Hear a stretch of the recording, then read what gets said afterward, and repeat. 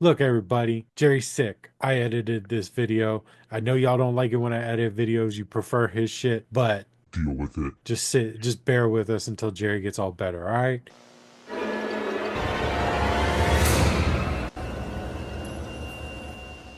Welcome back, terrestrials. In this episode, I'll be doing most of the talking because Jerry's trying to die on me. We're doing Galaxy of Horror. We have a new system we Galaxy of picked. Horror. I thought we were doing. We're doing Galaxy of Terror. Um, so like I said, Jerry's a little under the weather, but he still shows up because he's dedicated. So um, Yeah, this he'll fucking job doesn't create sick days. no, we need a lot more views to get sick days off this shit. Right. But here we are. Jerry, what do you grade this? I'm gonna give it like a. I'm gonna give it a C. C. Yeah. I'm gonna give it a B. Okay. I like this. I You liked it? look. I understand it's just Alien. I understand that it's a fear-based alien style movie, but Right. 1980, 1981, this movie for $1.8 million, Still looks good. it looks fucking really good. I Yeah. mean, as soon as I turned this on, I immediately kind of went, this hits the spot. This is the type of sci-fi that I enjoy because Hmm. there's sets, Yes. there's detail, there's so much going on that it makes it so much more believable because when you watch Guardians of the Galaxy or Thor or whatever, it's just a bunch of green screen. Right. This takes you into a world that it envelops you in. I like that. For that reason alone, I wanted to watch this movie. Um, Not to mention that, like, even though it didn't, nobody's saying it directly did, but it very clearly has had its impact in movies. We all know Roger Corman is not like, an A-list director, but in this one, he nailed it pretty well. Him and James Cameron did a good job. Yeah. Um, it later I can see why I like this so much, even though this is going backwards. I like this so much because I like Event Horizon so well. And it's along the same lines of like playing on fears Hmm. and trickery, and there's some sort of game going on, and your character's stuck in it. So I can see why I enjoyed this so much. Um, Jerry, do you want to do some talking? Yeah, I definitely would.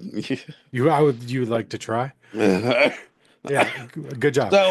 So with this one, we get to see Sid Haig. yeah, I love it so much. Freddy Krueger, Yeah, we get to young. see Robert Englund a few years before the first Friday, Yeah, or Nightmare.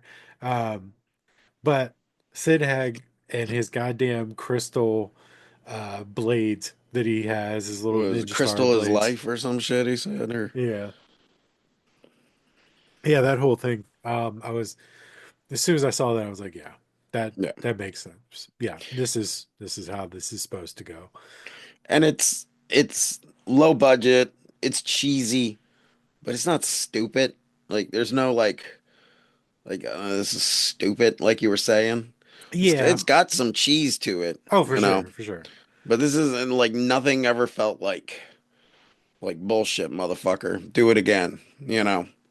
Yeah, yeah. I think that there's definitely, like you said, cheese. Hmm. Um, there was many times where I was like, what are we doing right now? Like, Right. why is this happening? But through the movie, you start to realize that there's something more sinister going on than them rescuing some old people off some ship, off of Right. an abandoned ship, such as most, sci-fi, again, aliens rip-off type Alien thing. ripoff, right. Um, but, the whole, like, giant worm sexual assault, I was just like, what?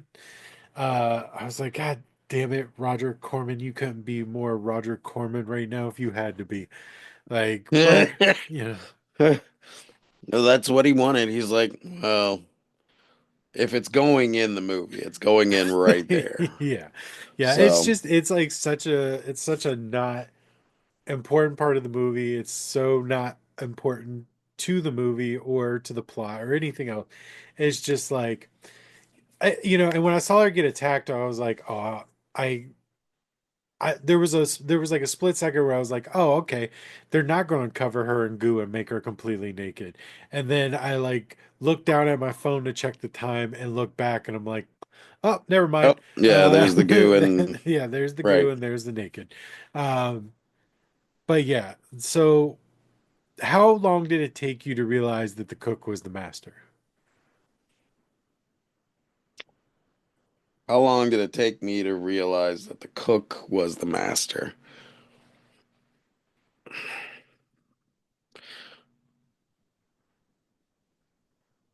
And not that long, I would say. Like a good point, you know. Who played the cook? I don't remember the I'm old trying to man. find the actor's name. It was an old Oh, man. Crow, the old man. Ray Walton, Core. Yeah. Yeah, Okay, I want to change my answer immediately. immediately. Yeah, yeah. The first Fucking interaction of him with because him. that's the guy from like Lost in Space and shit, Yeah, and Marvin the Monster, Martian or whatever. yeah. I the first interaction of him where he's the captain, she's sitting there talking to him, Right. and he's just kind of watching her, and then Robert England comes in and he feeds Robert England, and like he's just kind of watching, and then as soon as he hit Robert England, I was like, oh, all right, Yeah. well, you're the guy. Okay, cool. You're here for the company. Uh, you work for the company. Okay. Which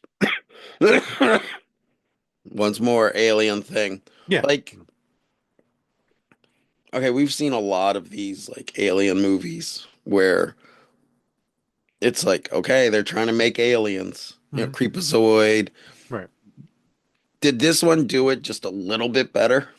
Oh, for sure. I mean, when the comparison is Blue Monkey, right, Creepazoid. yeah, when the comparison is Blue Monkey and Creepazoid, this wins by far. Mm-hmm. This is so far ahead of those movies. Um, that's why I think I enjoyed this. This was a lower budget take, but it's not lacking anything. Like Mm-hmm. when I put this to Alien, I go, okay, Alien is a little bit more flushed out, and there's a central bad guy that you know of right away. That well, there's two bad guys in Alien, but you you you know that it's coming. You know what it is. Right. This is the exact same thing, but I'm not mad at this either. Like, I'm not going to say that, you know, they're both B's, but Right. where Alien is an A plus, this is a B. Like, it's not that far off for me. I enjoyed this movie. I thought it was fun. Again, the set design just it makes you feel like you're there. It makes you Mm-hmm. feel like they are there. Versus, like, very clearly a set. Um, Right. Right. And I think like yeah, you can make the comparisons with Alien to this movie. But I think if Alien didn't exist and this did, I'd still enjoy the hell out of it, by oh, itself, oh, for sure. And you I know. think that if this existed and Alien didn't, this would be way bigger. Yeah, yeah. If I this, think it would be remade by today's standards and right, and it might still eventually, be in that but alien realm. right, I think that this could have very easily been Alien had Hmm. Alien not been around. Now, I don't know if it would have ever been made because, they were kind of ripping parts from Alien, but it's not quite. So, I don't know, Yeah. but yeah, I mean, I enjoyed the movie. I thought it was fun. You know, the scared guy when he screams when that for like when they first get into the ship when they're first discovering it, and they got Okay. their backpacks with their headlights on. They got the proton packs with the headlights Yeah. on. They step into the ship and he like separates himself and then wires fall down and he just starts screaming like a girl. Yeah. I was like, this is fucking hilarious. And when that body falls and Sid Haig throws the fucking crystal thing in, I'm like, what are you doing, dude? It's dead. Like what is He's happening? just making sure double tap that shit, Yeah, you know? yeah, I guess so. But it's like little goofy things like that that I just found very fun, charming, reminiscent of its time, and I Yes. really enjoyed it. It feels very like that pre-80s, 80s, Yeah. you know, like where you can see this being like parodied in like a cartoon or something, Mhm. minus the sexual assault and shit, Right, right, right. You don't parody It that, but might, it but might. Yeah, you never know. um now how we picked this movie was we hit science fiction monster. Yes, Do you feel that both of those genres of in the movie were science fiction for sure. okay? Very, very, very science fiction. Monster, yes and no, because there are monsters in the movie, like the Right, sexual assaulting worm. right, But there's no central monster like a xenomorph. right. It's more It's like in their individual. heads. Yeah, it's all mind games. So well, it's mind games that they're dying from, but still, Right, uh, I think it hit all the marks for me. I think so. Um, now people don't know, but we set up like a spinning wheel situation right. where we spin the wheel and it chooses what type of movie we watch, whether it be horror, sci-fi, action, Genre. comedy, romance, yes, genre, good word. Um, and then within that, there's other wheels. So if it's sci-fi, then we go to sci-fi wheel and we hit the sci-fi wheel, and there's, romance, comedy, alien, monster, Yeah. whatever. This one just was sci-fi monster. Yes, I think it did both pretty well. What do you think? Yes, I did too. Where I could like, because you always get that weird feeling of like, oh my God, alien. And it's like, I don't want an alien, I want a monster. Right, right. It's got to have like kind of like what is a monster in outer Creepazoid. space? Yeah, Creepazoid. then a fucking The baby. The baby from the Creepazoid. baby.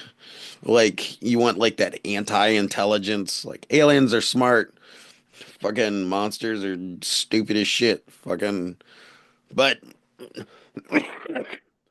when I was digging through the three movies that I did pick, if you noticed, they all had the similar like Yeah, very. they were just gonna be alien B plot ripoffs. Yeah.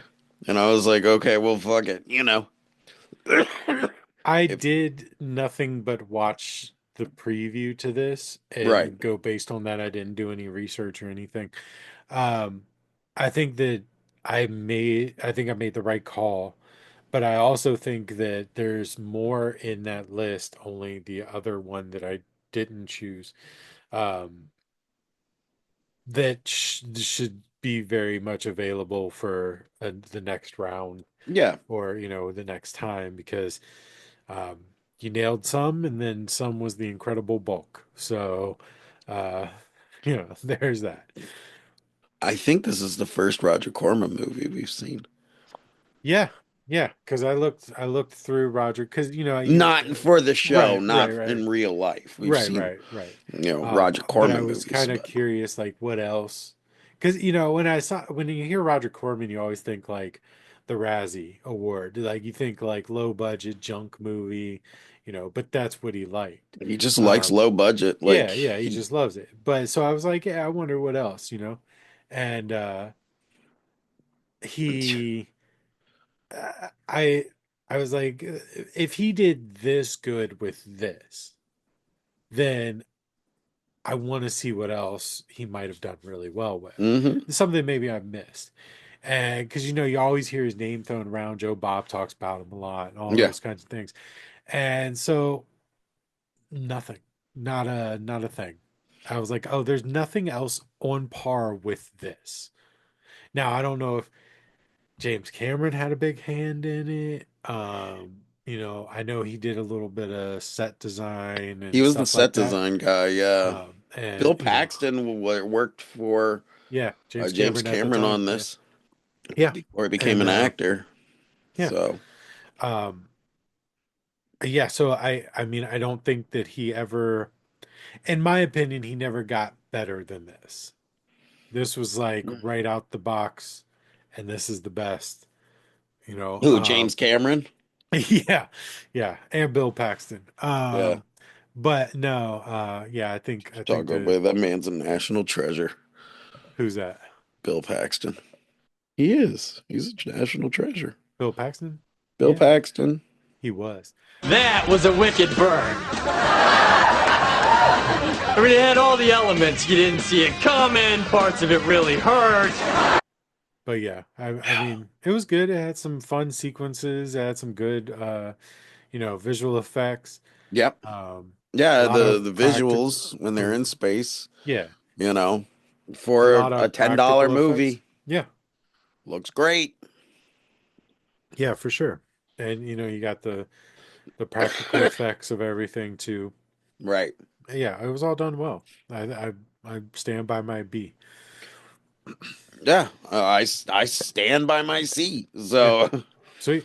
it's just like I think we could have watched fucking whatever, and I would have been like, it's a C, and it's a movie. It's C for sick because I'm Yeah, sick and I don't want to do this shit right now. but in that case, Jacob, would you go see this movie in the theater? I kind of probably would actually. It's a little bit longer than it needs to be, but I would still go see at least some Uh, of it. I think I would too. Give me a popcorn bucket that looks like the worm, you know. Fucking um would you own a physical copy of this movie? Yeah, yeah. I think I'm gonna seek one out after this. Did you read about the licensing and stuff like this? No. So Shout Factory is the first company to put this out on Region 1 DVD. Okay. So until it came out on VHS way back when, Right. and until 2000 like 15, there was no American DVDs of this. And then finally they put the DVD out. So now we can Mm. actually get one. And it's, remastered 4K and all that stuff. Right, right. Well, that's cool. Um Cult classic. Yeah, I think this could fall under a cult classic. Me too. I think this is a genuine like cult classic. Cult classics, yes. Yeah, where not a lot of people know about it, but the people that do know about it really enjoy it. Mhm, Didn't for sure. do fucking shit in the movie theater, Nope. but it fucking moved when it got to like VHSs and shit. Yeah, So, yeah, for sure. and would you recommend it to people? Yeah, I will. This will be one of those things that somebody says they like these types of movies, and absolutely. Yeah, I mean, I would definitely recommend it. Yeah. Like, recommend all of them too. Like this, Blue Monkey, and fucking Creepazoid. Tell them I feel it's like this. Creepazoid gets you your tires slashed, but because time is valuable, but Yeah, but this and Blue Monkey still, for sure, yeah. just tell them it's the same movie. It's like part one, part two, and part three.